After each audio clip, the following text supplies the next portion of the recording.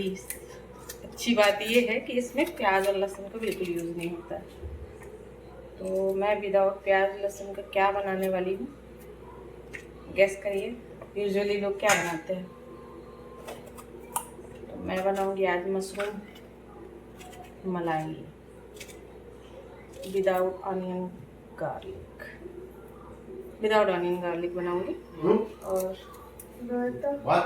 हाँ, रायता लाना है? नहीं नहीं, बूंदी लानी बस हो गई। बूंदी लाना है? हाँ, बूंदी लानी है। बूंदी इसलिए मंगा रही हूँ क्योंकि बूंदी बनाना बहुत बलगर हो जाता है, उसके लिए बहुत सारा तेल डालना पड़ता है, फिर वो वेस्ट जाता है वो ऑयल, क्योंकि आप बार बार उस ऑयल को यूज नहीं कर सकते। और उसको यूजुअली जो आपका तेल बचता है उसको 1 से 2 दिन के अंदर ख़त्म कर देना चाहिए। इसलिए मैं जो रायता बनाऊँगी उसके लिए मैंने बूंदी बाहर से मंगवाई हुई है। और अभी मेरी दाल पक रही है और ये सब्ज़ी की प्रिपरेशन हो रही, कढ़ाई मैंने चढ़ा दी है और मैं बनाऊँगी मशरूम मलाई। और उसके साथ बनेगी पूरी, चावल और दाल।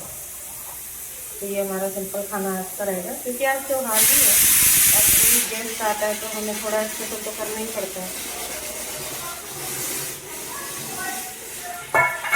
इसलिए मैंने सोचा कि आज सब लोग आ ही रहे हैं सरप्राइजली, तो क्यों ही ना ये अच्छी सी सब्ज़ी उन्हें भी खिलाई जाए, क्योंकि उनको भी यकीन होना थोड़ा मुश्किल रहता है कि आपने ये बिना ऑनियन गार्लिक का बनाया।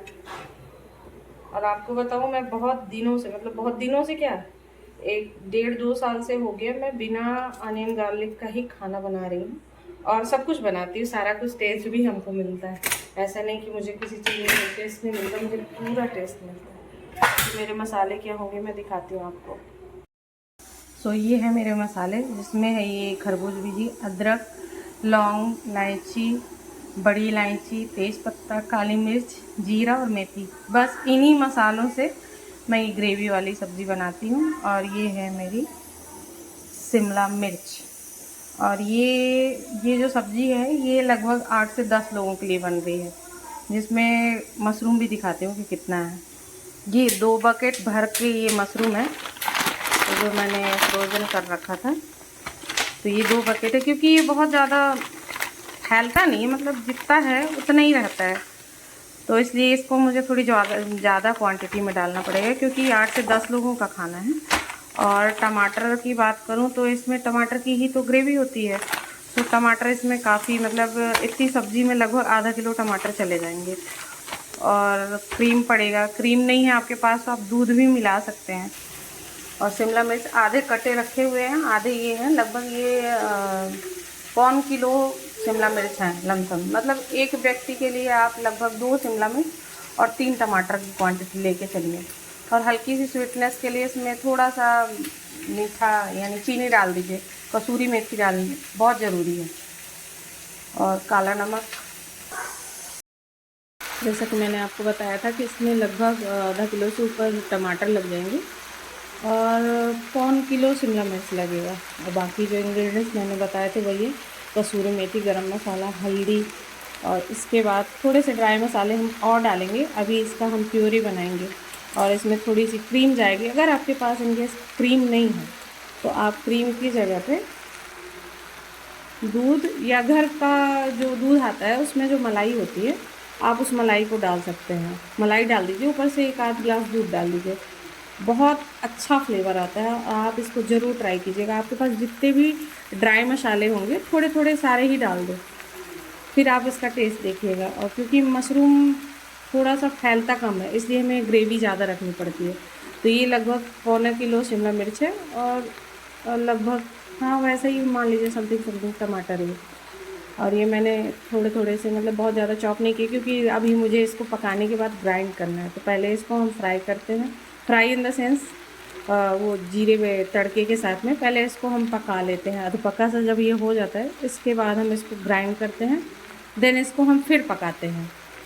फिर इसका मैं फ़ाइनल लुक आपको बताती हूँ। मशरूम को कुछ नहीं करना है, आधे पके हुए मसालों के साथ आप फिर से उसी में डाल के और थोड़ी देर तक पकने दीजिए। और आपको जितनी भी ग्रेवी में थिकनेस चाहिए और जितनी भी पतली चाहिए, मोटी चाहिए, वैसे आप पानी डाल सकते हो। अगर पानी की जगह आप दूध डाल सकते हो तो वो और भी अच्छा होगा आपके लिए, वो टेस्ट को बहुत इन्हेंस करता है।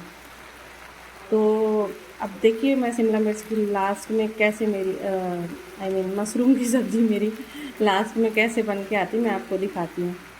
और जब तक मेरी ग्रेवी तैयार हो रही तब तक मैं थोड़ी सी क्लीनिंग करूँगी यहाँ पे, और उसके बाद बनाऊँगी रायता, जिसके लिए मैंने रेडीमेड बूंदी बाहर से मंगवाई हुई है, क्योंकि बूंदी में तो बहुत ही ज़्यादा झंझट हो जाती है। बनाने के लिए बना लेता है इंसान, लेकिन बहुत ज़्यादा उसमें ऑयल लगता है और ऑयल फिर बच जाता है, और डढ़ियल ऑयल को ना जल्दी से जल्दी ख़त्म करना रहता है।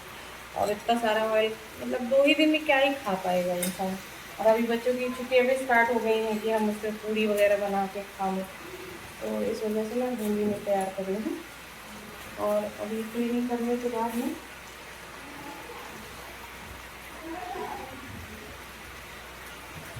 ये मैं प्लेटफॉर्म क्लीन करने के बाद में मशरूम को क्लीन करूँगी, और वो क्लीनिंग प्रोसेस बहुत ज़रूरी है, और आप बहुत अच्छी तरह से उसको क्लीन कीजिएगा, क्योंकि इसमें थोड़ी सी मिट्टी रहती है। बहुत अच्छी तरीके से वॉश कीजिए 2-4 पानी में, और उसके बाद आप उसको थोड़े थोड़े चॉप कर लीजिए। तो मैं पहले हैंड वॉश कर लूँ।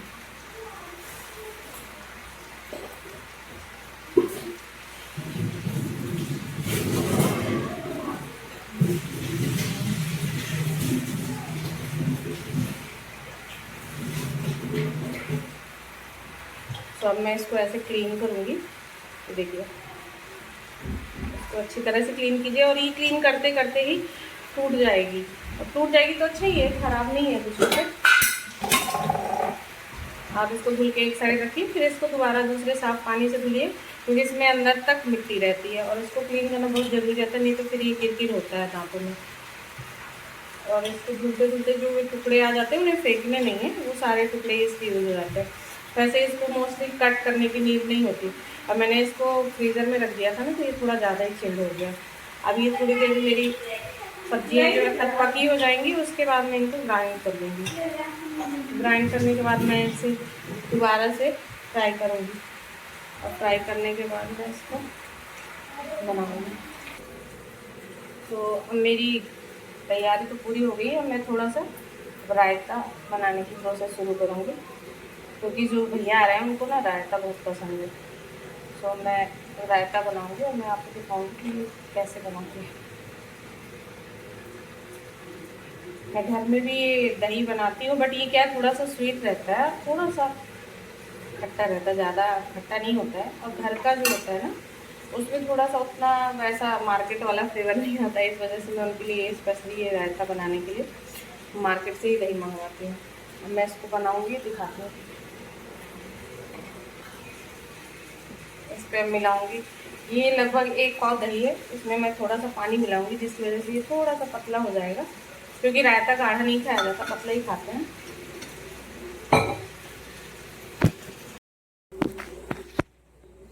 तो इस रायते में जो रेडीमेड आता है ये MDH का दही बड़ा रायता मसाला, तो थोड़ा सा मैं इसे डालूँगी, लगभग 1 स्पून डालूँगी। इससे क्या है, थोड़ा सा टेस्ट और अच्छा होके आता है।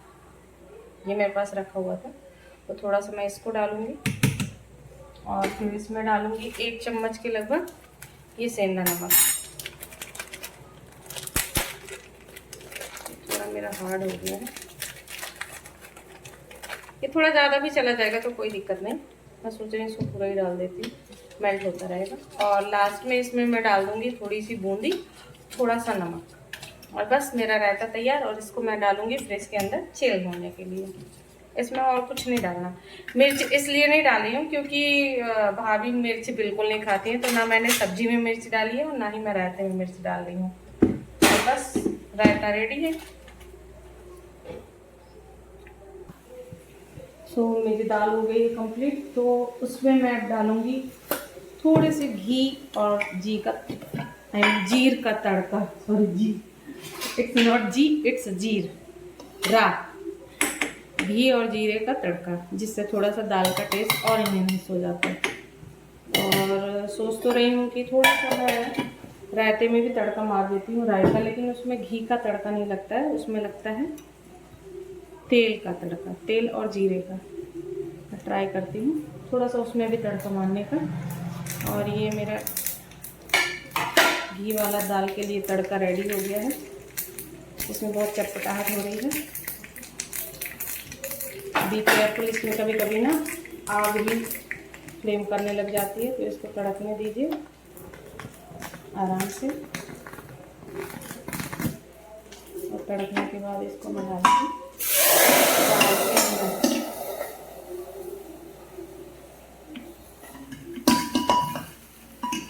ये मेरा दाल तड़का रेडी है और सब्जी की ग्रेवी भी ग्राइंड हो चुकी है। अब उसको मैं पकाऊंगी और देन उसके बाद मशरूम डालूंगी उसमें और मेरी सब्जी तैयार हो जाएगी। तो मेरी तड़के वाली दाल रेडी हो गई।